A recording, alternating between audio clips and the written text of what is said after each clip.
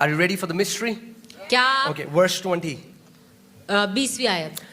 The mystery of the 7 stars which you saw in my right hand and the 7 golden lampstands is this: the 7 stars are the angels of the 7 churches, and the 7 lampstands which you saw are the 7 churches. अर्थात उन 7 तारों का भेद जिन्हें तूने मेरे दाहिने हाथ में देखा था, और उन 7 सोने की दीवटों का भेद, वे 7 तारे 7 कलीसियाओं के दूत हैं, और वे 7 दीवट 7 कलीसियाएं हैं. When Jesus sees a church, he जब sees a church as a lampstand. जब यीशु मसीह एक कलीसिया को देखता है तो वो कलीसिया को एक दीवट की तरह देखता है. What do lampstands do? They burn. दीवट क्या करते हैं? वो जलते हैं. Any church that does not burn with fire is useless. हर एक वो कलीसिया जो जलती नहीं वो बेकार की है. Are you getting what I'm saying, church? आप समझ रहे हैं मैं क्या कह रहा हूं? In Revelation, Jesus says, I'm going to remove many lampstands from churches.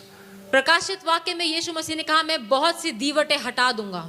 It's his church. ये उसकी कलीसिया And है. any lampstand that does not burn, the Lord, the master of the church, the chief shepherd, removes the lampstand. ये कलीसिया यीशु की है, और जो भी कलीसिया नहीं जल रही उसकी अग्नि से वो उसको हटा देगा, क्योंकि वो इस कलीसिया का मालिक है, वो इसका चरवाहा है. Amen. आमीन. And a church cannot burn only if the leaders burn. Every member of the church has to burn with the same fire, with the same passion, with the same love for him. और हर कलीसिया में सिर्फ जरूरी नहीं कि सिर्फ अगुओं को जलते रहना है उस अग्नि से, लेकिन हर एक सदस्य को उसकी अग्नि से जलते रहना है. उसके लिए दीवाना और प्रेमी बनना जरूरी है. Because the pastor is not the church. क्योंकि एक पासवान कलीसिया नहीं The है. worship team is not the church. जो आराधना की टीम है वो कलीसिया नहीं है. If you say you are a part of this church, if you say you are a member of this church, then you have a responsibility. यदि आप कहते हैं कि आप इस कलीसिया के सदस्य हैं, आप इस कलीसिया का एक हिस्सा हैं, तो आपकी एक जिम्मेदारी है, आपके ऊपर एक काम है. You have to burn. आपको जलना है. You have to carry the fire of Jesus. आपको यीशु की अग्नि को लेना है. And the beautiful thing about the fire is that the fire spreads. और खूबसूरत बात ये है अग्नि की कि आग फैलती है. One spark has the potential to set the entire forest on fire. एक चिंगारी काफी है कि पूरे जंगल में आग लगा दे. One spark in your heart is enough to set your entire household on fire. आपके दिल में एक चिंगारी काफी है कि आपके पूरे परिवार को आग से भर दे. आग से भर दे. Amen. Amen. Our entire walk with the Lord is the walk of fire. हमारी ये जो यात्रा है परमेश्वर के साथ, ये अग्नि की यात्रा है. You know, in John 2:17 it talks about Jesus and he says the zeal of God's house has eaten me. और It's consumed me. यूहन्ना 2:17 में यीशु मसीह के बारे में लिखा गया है कि परमेश्वर के घर की धुन मुझे खा रही है. And that word zeal comes from the Greek word zeo, which means to burn hot. और जो ये शब्द है जील, धुन, ये एक यूनानी शब्द To burn hot. जिसका अर्थ है जलना. To be fervent. To be passionate. दीवानों की तरह. We need to ask ourselves this question: are we still passionate for the things of God? हमें अपने आप से ये सवाल पूछना जरूरी है, क्या हम आज भी परमेश्वर की बातों के लिए उतने ही दीवाने हैं? Are we still do the things of God still do something in our heart? क्या आज भी परमेश्वर की बातें, उसके काम हमारे दिल में कुछ करती हैं? Luke 12:49. Luka 12:49. I came to send fire on the earth, and how I wish it were already kindled. मैं पृथ्वी पर आग लगाने आया हूं और क्या चाहता हूं केवल ये कि अभी सुलग जाती. Whoa! Jesus came to set the earth on fire. यीशु मसीह आया ताकि वो पृथ्वी पर आग लगा सके. Come on, say this. Lord Jesus, बोलिए मेरे साथ, प्रभु set me Yeshu on fire. मुझे अपनी आग से भर दे. Proverbs 26:20 says, नीति वचन 26:20. 26 का 20. Where there is no wood, the fire goes out. जहां लकड़ी नहीं वहां पर अग्नि बुझ जाती है. Where there is no wood, the fire goes out. जहां लकड़ी नहीं होती वहां अग्नि बुझ जाती है. As a priest of God, परमेश्वर का याजक होने के नाते it's your responsibility to keep putting wood on the altar. ये आपकी जिम्मेदारी है कि आप अपनी वेदी पर वो लकड़ी लगाए रखें ताकि अग्नि जलती रहे. Amen. Amen. In the Old Testament, पुराने नियम in में the temple of God, परमेश्वर के मंदिर में God said the fire should never go out. परमेश्वर ने कहा कि अग्नि कभी भी बुझनी नहीं चाहिए.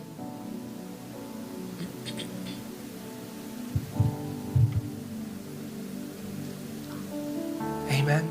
Amen.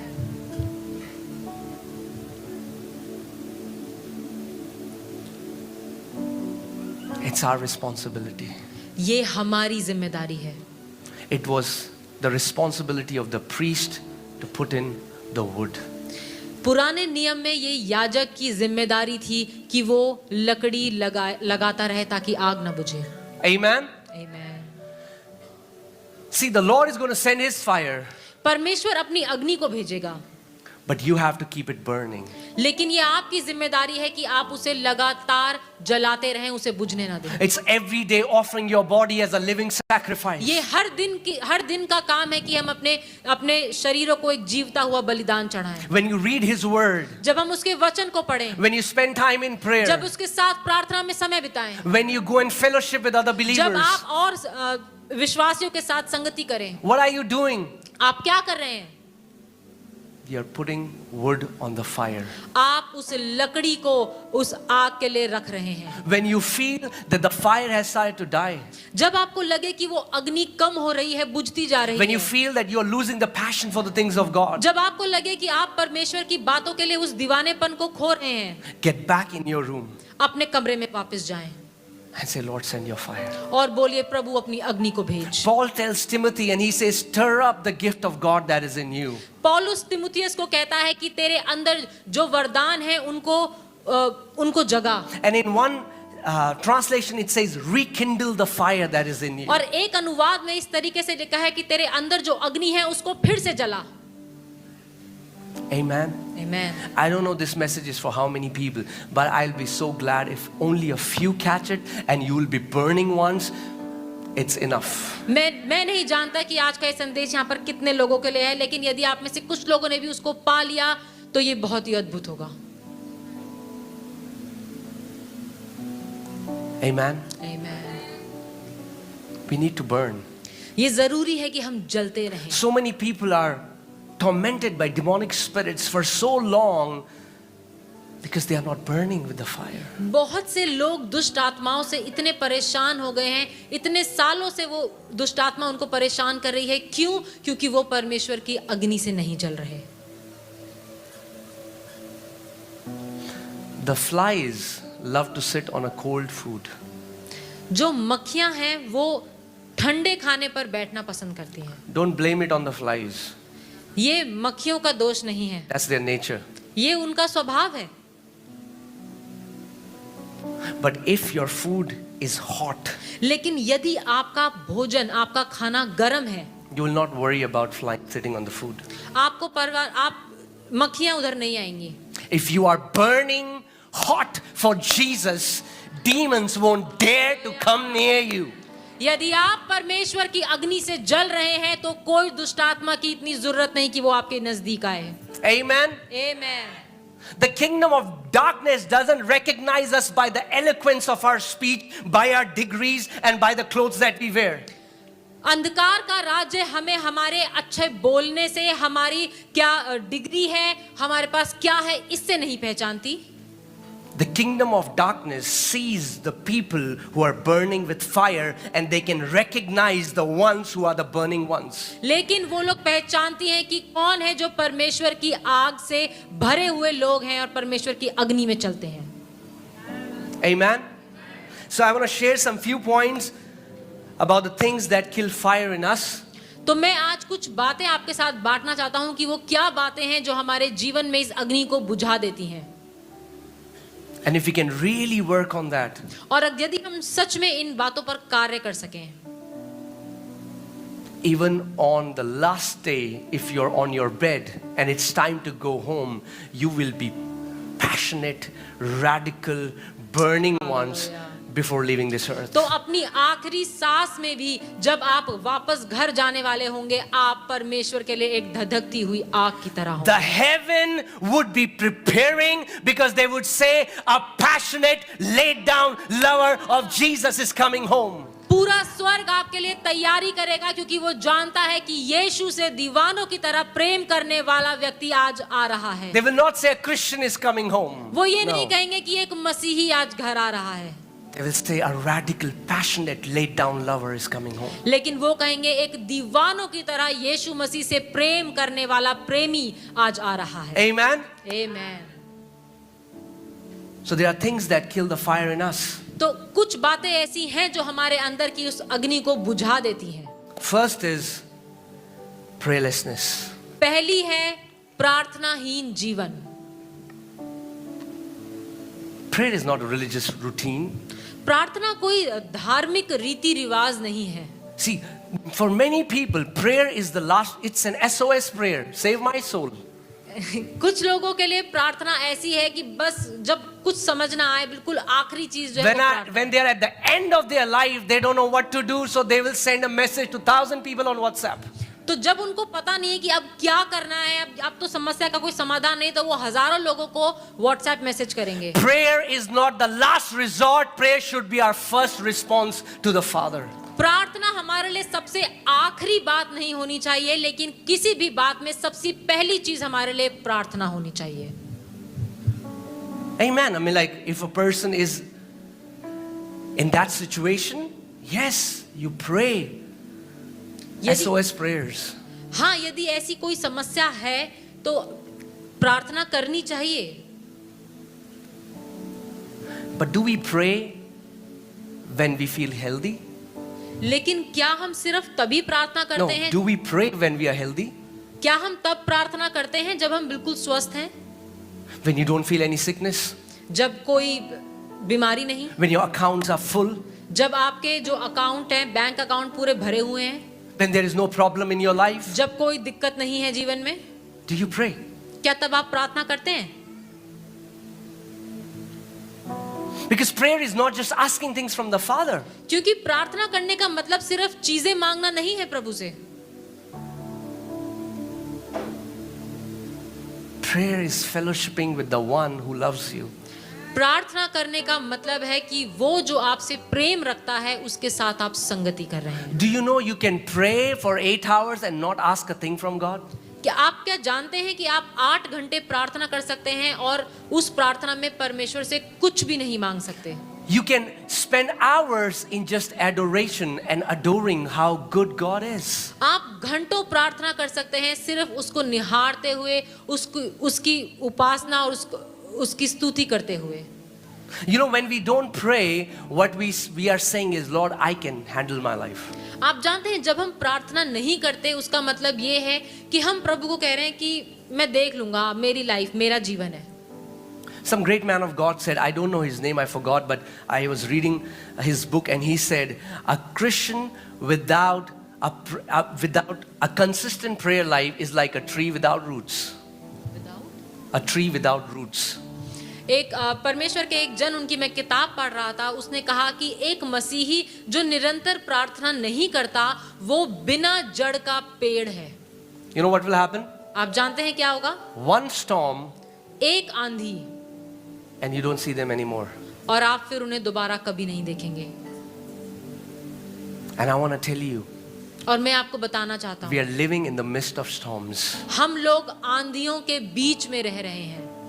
The time for casual Christianity is over. वो समय जब हम बहुत ही साधारण मसीही की तरह जीते हैं, वो समय खत्म हो गया है. There are persecutions happening in this nation, and if your faith is not anchored in Jesus, guess what? You're going to run away when persecution comes. हम उस समय में रह रहे हैं, उस देश में रह रहे हैं जहां पर मसीहों के लिए सताव है, और यदि आपका विश्वास यीशु मसीह में मजबूत नहीं, तो जब सताव आएगा पता नहीं आप कहां होंगे. But if you have a life of prayer and we are anchored in Christ, लेकिन यदि आपका एक प्रार्थना भरा जीवन है और आपका विश्वास मसीह यीशु में मजबूत है, guess what?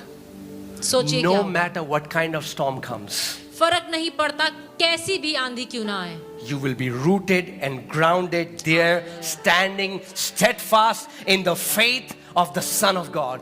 आप जड़ पकड़े रहेंगे, वहीं खड़े रहेंगे अपने विश्वास में जो परमेश्वर के पुत्र यीशु मसीह में है. Amen? Amen. Jesus told his disciples, he's like, pray so that you might not fall into temptations. यीशु मसीह ने अपने चेलों को सिखाया कि प्रार्थना करो ताकि तुम परीक्षा में ना पड़ो. And can I tell you, today, और मैं आपको बता दूं, आज in the time of disciples, चेलों के समय में there was no Instagram, Instagram नहीं there था, was no Facebook, फेसबुक भी नहीं था, there was no Netflix, कोई नेटफ्लिक्स नहीं था, there was no internet. वहां उस समय कोई इंटरनेट नहीं था. If at that time Jesus told them, pray so that you may not fall into temptation, how much more today when wherever you see around, we are surrounded by temptations. और जब उस समय में यीशु मसीह ने अपने चेलों को कहा कि प्रार्थना करो ताकि परीक्षा में ना पड़ो, तो सोचिए कितना जरूरी है हमारे समय में कि हम प्रार्थना करें ताकि परीक्षा में ना पड़े. If a believer does not have a life of prayer, guess what? You will be constantly tempted. यदि एक विश्वासी निरंतर प्रार्थना में नहीं बना रहता, तो उसके जीवन में परीक्षाएं आती ही रहेंगी. Jesus said it, right? If you pray so that you might not fall into temptation, don't pray, what happens? You will fall into temptation. यीशु मसीह ने कहा प्रार्थना करो ताकि परीक्षा में ना पड़ो. इसका मतलब यदि प्रार्थना नहीं करोगे तो परीक्षा में पड़ जाओगे. Because prayer gives us strength to walk like Christ. क्योंकि प्रार्थना हमें ये सामर्थ्य देती है कि हम यीशु मसीह की तरह चल फिर सकें. I know one of the main reason people say is, Pastor, you don't know, I'm very busy. एक बात है जो ज्यादातर लोग मुझे कहते हैं, अरे भाई तुम्हें नहीं पता, पास्टर आपको नहीं पता, मैं बहुत ही बिजी हूँ. I'm very busy. मैं बहुत ही बिजी हूँ, बहुत ही व्यस्त हूँ. David was a king of a nation. Dawood एक राज्य का राजा था. Don't tell me you're busier than a king. आप मुझे ये मत बताइए कि आप एक राजा से ज्यादा व्यस्त हैं. A king who was surrounded by wars, a king who was leading 12 tribes, a king who had to take the decisions for an entire nation, and David had a life of prayer.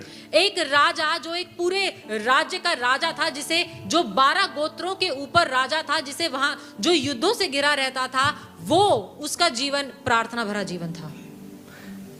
If a king यदि एक राजा can find time to pray, you can find time to pray. यदि एक राजा वो समय ढूंढ सकता है प्रार्थना के लिए, तो आप भी समय ढूंढ सकते हैं प्रार्थना के लिए. Amen? Amen. Amen. Can we hear a loud amen? क्या हम एक जोर से आमेन सुन सकते हैं? Moses was the senior pastor of a mega church. 40 lakh people. मूसा 40 लाख लोगों के ऊपर परमेश्वर ने उसको एक लीडर ठहराया था.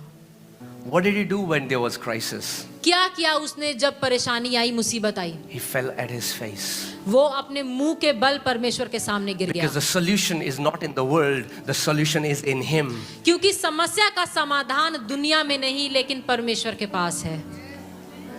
He prayed for days. He prayed for days. अच्छा, उसने दिनों तक प्रार्थना करी. Amen? Amen. But pastor, I'm not a king and I'm not a pastor. I'm a businessman and I have a government job. Government job. लेकिन pastor आपको पता है मेरा बिजनेस है और मेरे पास तो सरकारी नौकरी है. Daniel was a high-ranking government official and prayed 3 times a day. Don't give me your excuse. Wherever you are, you can pray. Daniel एक सरकारी अफसर था, बड़े ऊंचे पद पर था और वो दिन में 3 बारी प्रार्थना करता था। तो आप मुझे ये बात ना बताएं कि आप बड़े बिजी हैं, बड़े व्यस्त हैं और प्रार्थना नहीं कर सकते। Amen? No matter where you are, not praying is just an excuse. फर्क नहीं पड़ता कि आप कहां पर हैं, आप क्या कर रहे हैं, लेकिन प्रार्थना ना करना कोई बहाना नहीं। Not praying is simply saying, without saying it, that I can do life without you, God. प्रार्थना ना करना उसका वो बिना कहे ये कहना है कि मैं अपना जीवन प्रभु के बिना बिता सकता हूं। Amen. Amen. We need to grow in intimacy with the Lord. ये जरूरी है कि हम परमेश्वर के साथ उस गहरे रिश्ते में बढ़ते चले जाएं। Sometimes people say, God is my father, I'm his son. Yo. कई लोग कहते Yeah. हैं, अरे प्रभु तो मेरा पिता है, मैं उसका बेटा हूँ। यो, Yeah, that's true. हाँ ये सच बात है। But how much do we know our father's heart? लेकिन हम अपने पिता के हृदय को कितना जानते हैं? Just giving a positional reality won't change it. You know, a man and a woman can get married and the world knows they are married, but maybe after they went from that wedding banquet and never spoke. Are they still husband and wife? Yes. But do they talk? No. एक पति पत्नी शादी के बाद पूरी सभा के सामने उन्होंने शादी करी हो, लेकिन जब वो उस शादी की जगह से घर गए तो उन्होंने आपस में कभी बात ना करी हो। लेकिन क्या वो फिर भी पति पत्नी हैं? हाँ। लेकिन क्या वो एक दूसरे को जानते हैं? नहीं। Jesus, Bible says that for Jesus, in him dwells the fullness of Godhead bodily. परमेश्वर का वचन बताता है कि यीशु मसीह में त्रिएक परमेश्वर की संपूर्णता है। If there was any man filled with the Holy Spirit, filled with the fullness of God, it was Jesus. यदि कोई मनुष्य ऐसा हो जो परमेश्वर की संपूर्णता से, पवित्र आत्मा से भरा हुआ हो, तो वो यीशु था।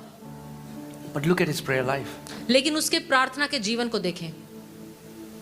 When he had to choose 12 apostles, you know what he did? He didn't sleep, he prayed all night. जब उसको अपने लिए 12 चेले चुनने थे तो उसने क्या किया? वो पूरी रात नहीं सोया, उसने पूरी रात प्रार्थना करी। He could have said, oh, that guy, yeah, jacket looks good. Come on, you guy, you come. This, yeah, he's shaking. Come on, you come. No, he wasn't calling people externally. The Father told him the names of the apostles. उसने ऐसा नहीं करा कि उसने देखा बोला अरे इसकी जैकेट अच्छी लग रही है, अरे वो तो बढ़िया हिल रहा है। उसने इस तरीके से चुनाव नहीं करा, लेकिन परमेश्वर ने यीशु को नाम लेकर बताया कि कौन थे और उसने उन 12 को चुना।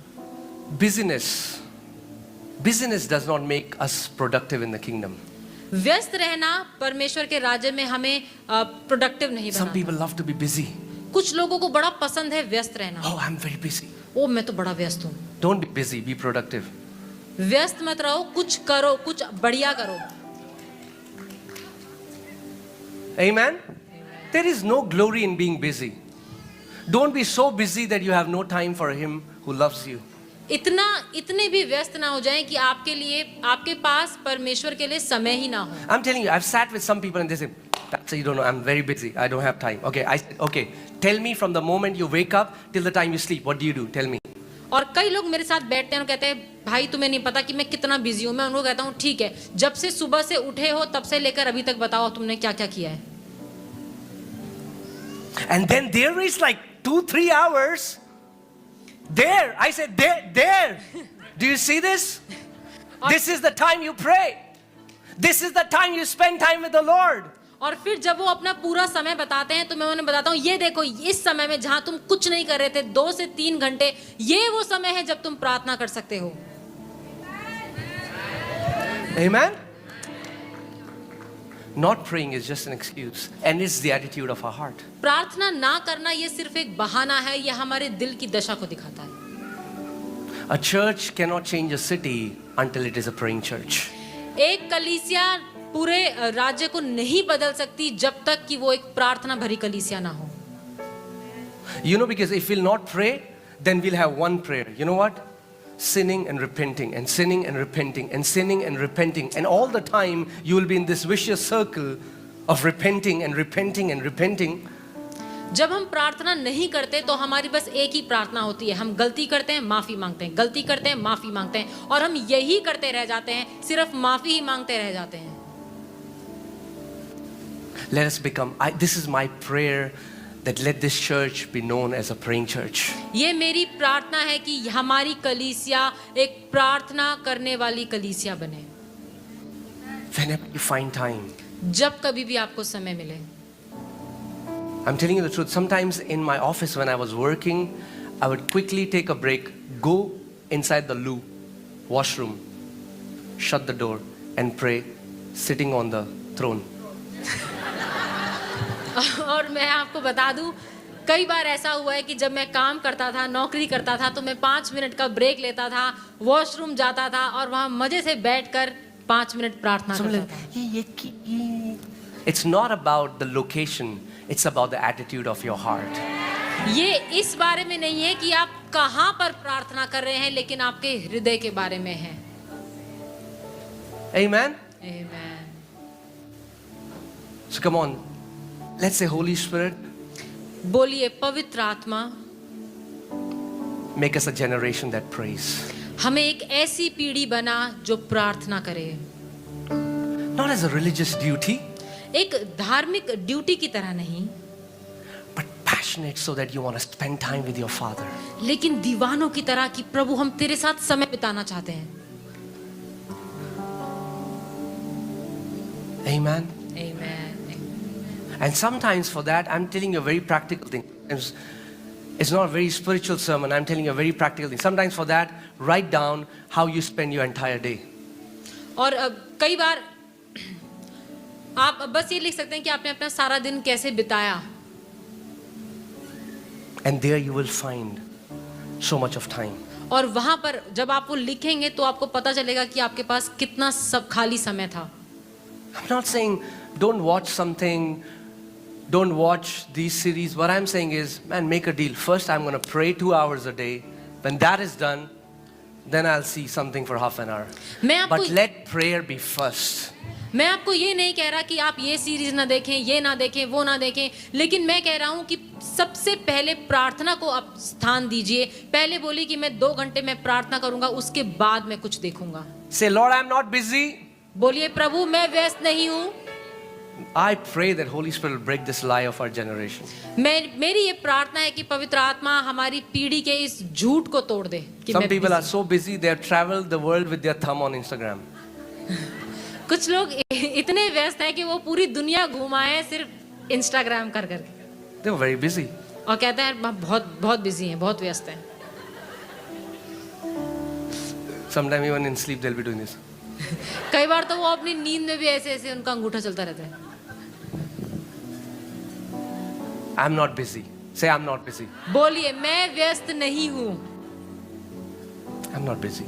मैं व्यस्त नहीं हूँ। I'm available for the King. मैं राजा के लिए अवेलेबल हूँ। I'm available for my friend. मैं अपने दोस्त के लिए अवेलेबल हूँ। You know, you remember the time where your friend calls you and you have some important work, you're like, man, if you need me, that's okay.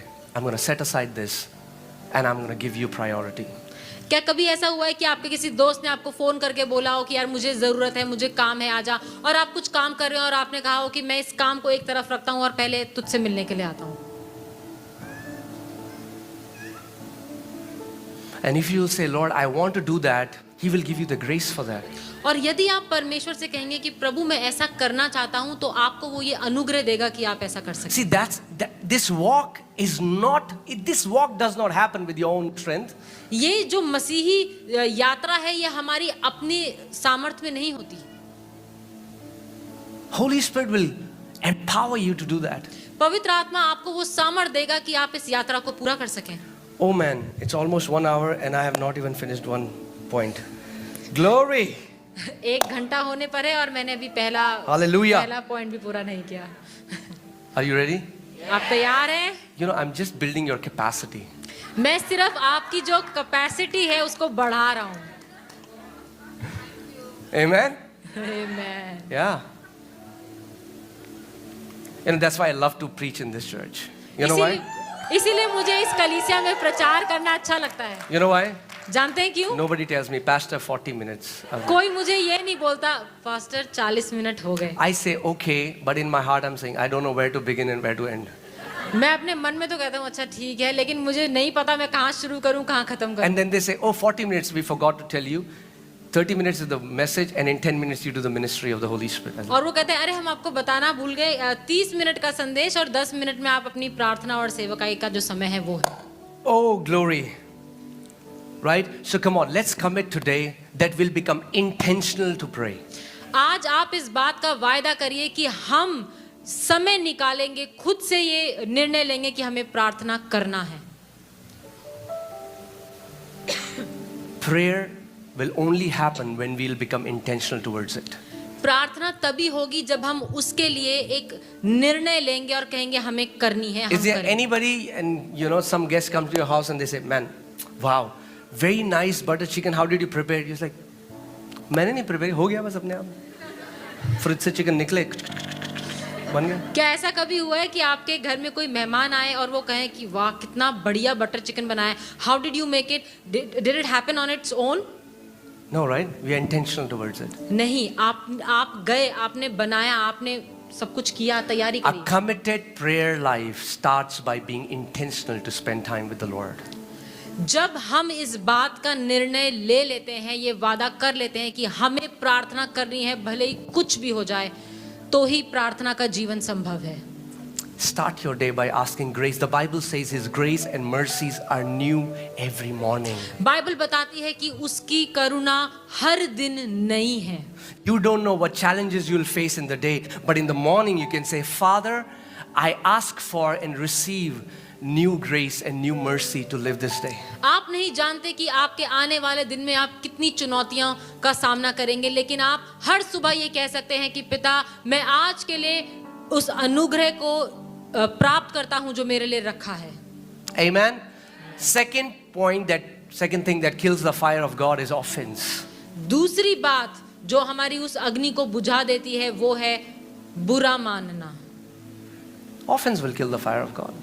बुरा मानना ये परमेश्वर की अग्नि को बुझा देगा। Offense is the number one reason people leave the church. बुरा मानना वो एक पहली बात है जिसकी वजह से लोग कलीसिया छोड़कर चले जाते हैं। And Jesus said offenses will come. और यीशु मसीह ने कहा कि नाराजगियां तो आएंगी। Offense is a devil's trap to make you lose that passion for God. नाराजगियां शैतान का वो ट्रैप है, वो जाल है जिससे कि आप परमेश्वर का घर छोड़ दें। I mean, like, correct me if I'm wrong. Till now, I haven't met any offended, passionate believer. ऐसा आज तक नहीं हुआ कि मैंने किसी नाराज व्यक्ति को परमेश्वर के लिए जलते हुए देखा हो। I haven't. मैंने आज Even तक if नहीं you look देखा। at their face, यदि आप उनके चेहरे की तरफ भी देखेंगे, feel the joy has gone. आप देखेंगे कि उनके जीवन से आनंद चला गया है। Nobody said, I'm offended. कोई ऐसे नहीं कहता भाई मैं तो बड़ा नाराज हूँ। No. नहीं, Offense is, when we are offended, what do? We isolate ourselves. जब हम नाराज होते हैं तो हम क्या करते हैं? हम अपने आप को अकेला कर लेते हैं। Okay, hear this. I am getting this. There are two main things. One is isolation and one is solitude. दो बातें हैं, एक है अपने आप को अकेला कर लेना और दूसरा है जब आप अपने आप को परमेश्वर के लिए अलग करते हैं। Offense will also take you when you are alone, and the hunger of God will also take you when you're alone, but both are miles away.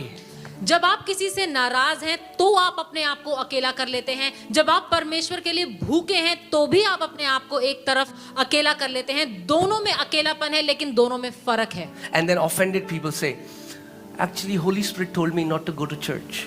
और फिर जो लोग नाराज हैं वो कहते हैं पवित्र आत्मा ने मुझे कहा है कि कलीसिया मत जाओ। Really?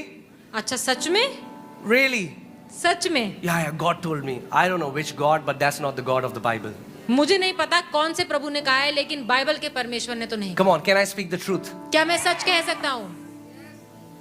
He says how blessed it is when brothers dwell together in unity. Hallelujah. That's what my God says. मेरा प्रभु ऐसा कहता है, क्या ही मनोहर बात है जब भाई लोग आपस में एकता के साथ संगति करते हैं। Amen. So don't fall trap of the enemy.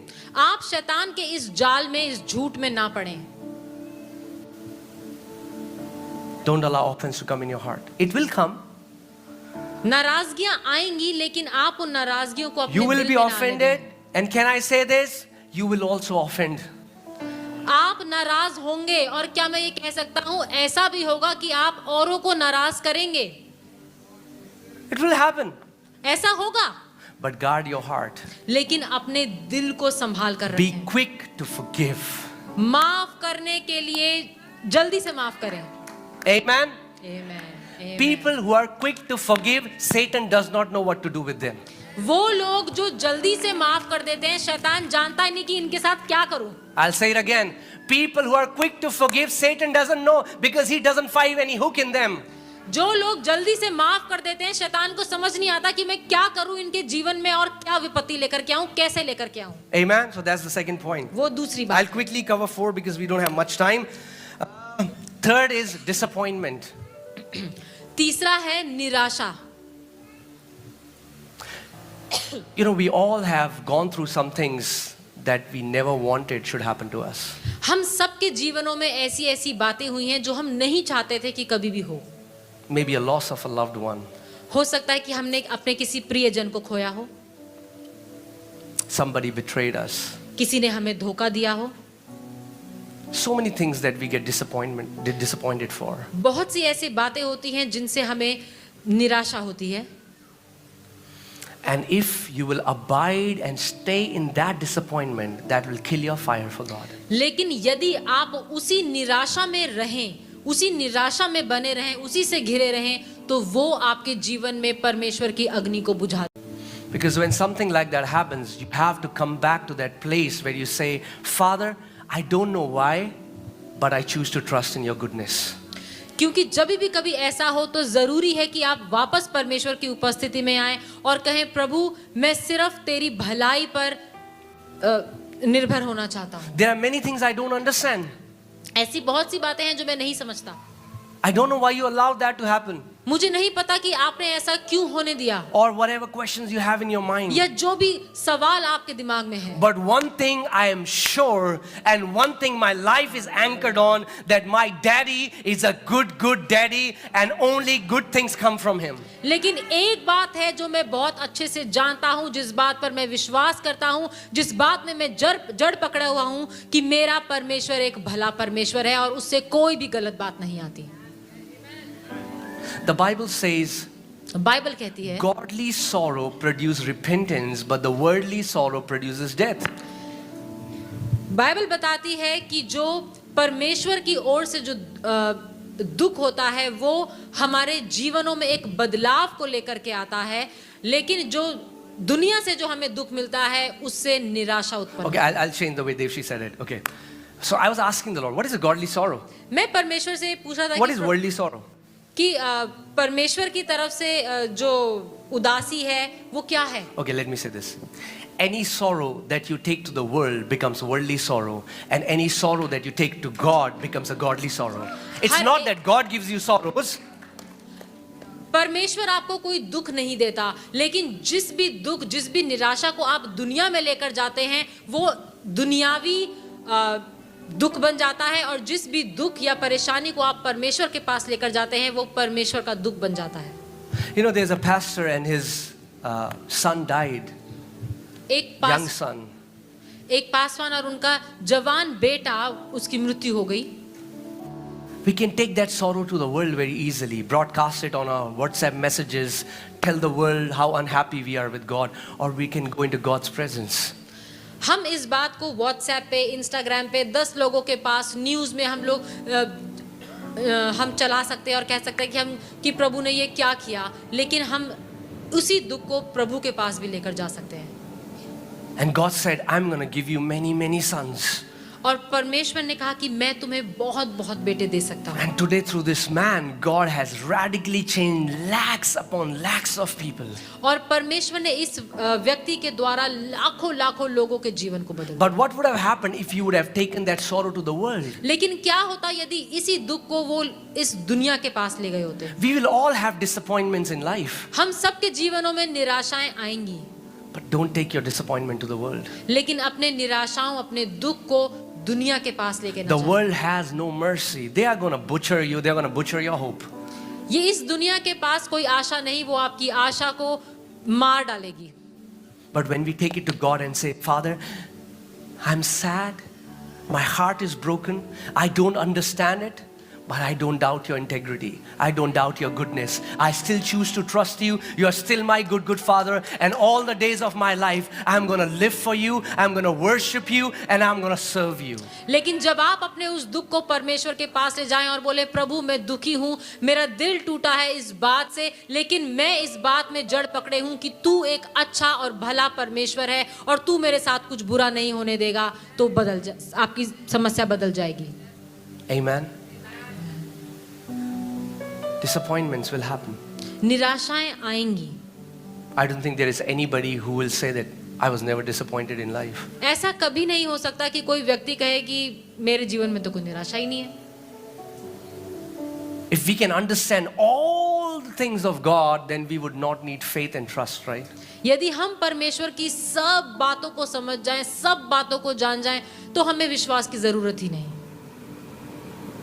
All right, fourth point that kills the fire. चौथी बात जो हमारी अग्नि को बुझाती है, That is materialism.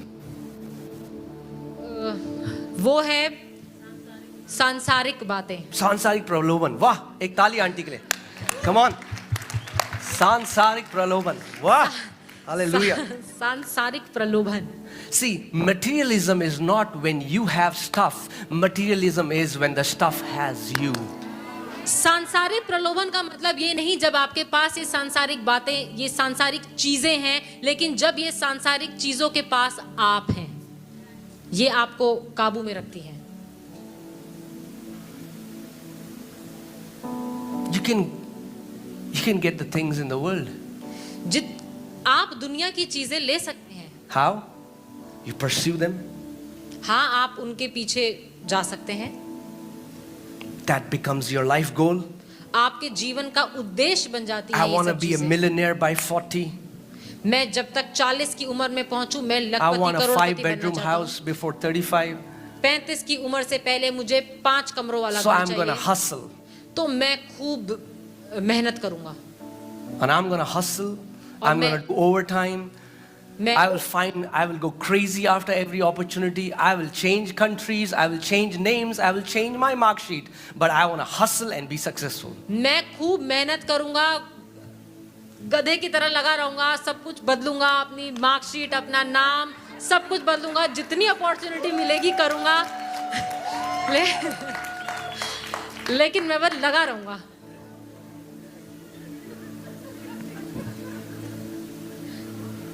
The Bible says that because of this love of money, many have pierced themselves with many arrows and they have shipwrecked their faith.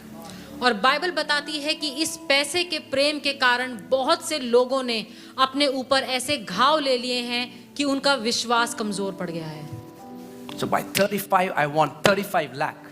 By 35 40, I want 50 lakh, whatever, you know. 35 की उम्र में 35 लाख, 40 की उम्र में 50 लाख, मुझे तो बस चाहिए। जी हाँ.